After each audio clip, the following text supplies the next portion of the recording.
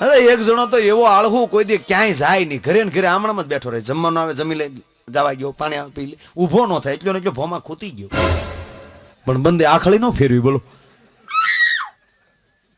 એમાં દીકરાને પરણાવ્યા, દીકરાની વહુ આવી. પછી ગામના મિત્રો એને આવા કોઈ સંતોએ કીધું કે હવે આને આખળી ફેરવા, બાયુને લાજુ કાઢી કાઢીને કેટલી ઘડી ફળિયા માલું અને વાડીએ ઉપાડો, હું ઊભો નહીં થાવ. તો ઓલા ટીંગા ટોળી કરી, બે જણા આલી પણ અંગૂઠા મૂક્યા નહીં, આમણામ વાડીએ લઈ ગયા, પાછો ન્યા થાપી દીધો. 5 વર્ષ ન્યા બેઠો એમણામ. જેને બેહવા જવું હોય સત્સંગ મંડળી ન્યા જાય, બાકી આ બંદે આખળી ન ફેરવે. એમાં 15 વર્ષ સુધી ન દેખાણું. પછી ગામના વિચારમાં પડ્યા કે આ કોઈ દી જાય નહીં, એને બદલે 15 વર્ષ દેખાતો કેમ નથી. 15 વર્ષ ગોચ્યો એને, એ 15મા વર્ષે ચડ્યો, પણ એની ને એની વાડીના ઝાડ ઉપર ચડ્યો.